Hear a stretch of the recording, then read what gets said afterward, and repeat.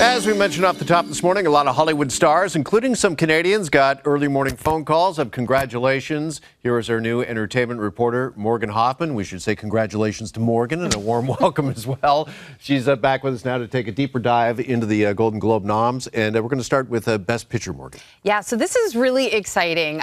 It's kind of what we predicted. So Best Picture drama of Oppenheimer, Killers of the Flower Moon, Maestro, Past Lives, which is so exciting. We were just talking about that earlier.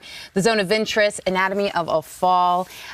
So that's really exciting. Oppenheimer obviously has 8 nominations. And then there's Barbie, which is part of the Best Picture for comedy or musical. And the other titles in that category as well include Air, American Fiction, The Holdovers, May, December, Poor Things.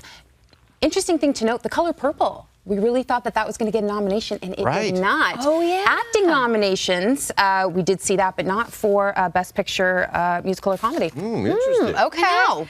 Should we move to Best Actor? Yes. Okay. So a lot of people are talking about Cillian Murphy for his incredible role in Oppenheimer. But Bradley Cooper, who also got a nomination for Best Director, which is interesting. He's been nominated for Best Actor for Maestro. You've got Leonardo DiCaprio in there, not a big surprise, for Killers of the Flower Moon.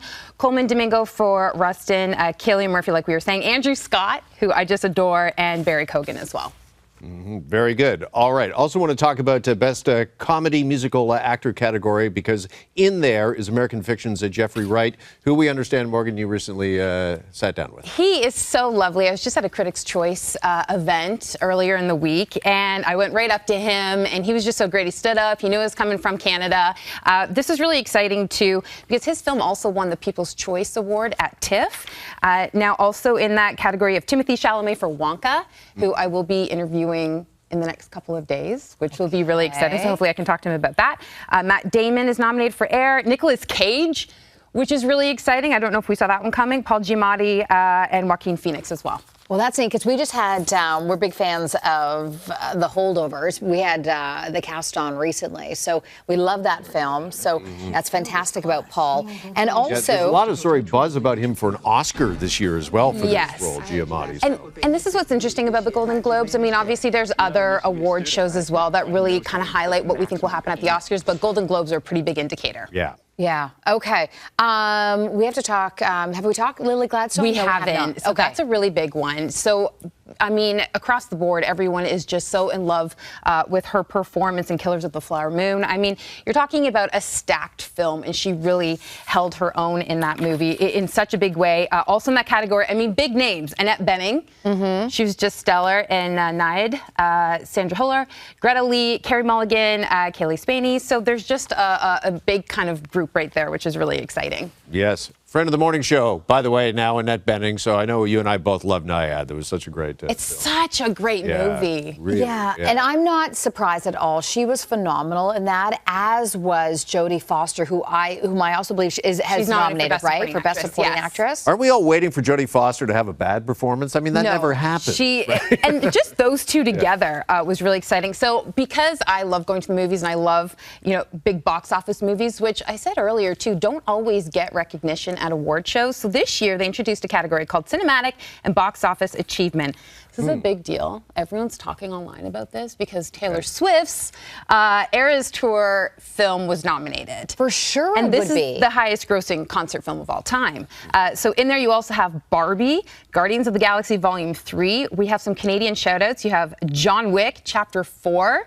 You have Mission Impossible, Dead Reckoning Part 1, which is really exciting. Super Mario Brothers.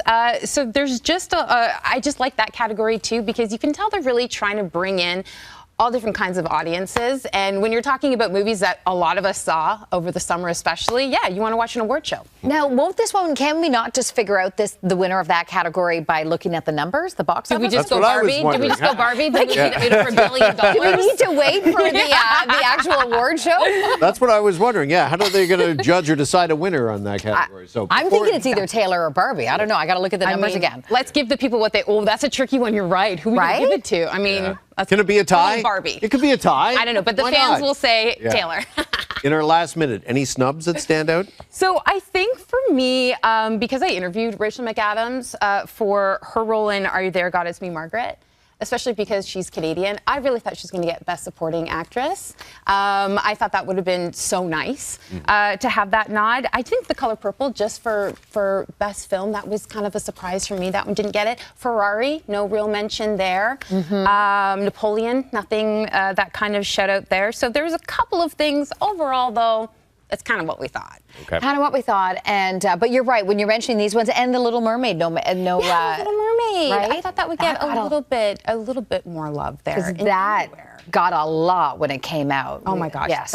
That just kind of that's all people were talking about when that came out. For sure. All right. Well, listen, I love when the Golden Globe nominations come out right now because we've all got a lot of things to catch up on and watch over the holidays. That's for sure to get ready for this award show.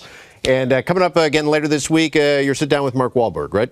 Oh yes, that was a moment for me. That was my first time interviewing him, and he was awesome. All right, you can see that with Morgan here on TMS coming up at the end of the week. Morgan, welcome again, and thank you so much for this. You threw me in the deep end.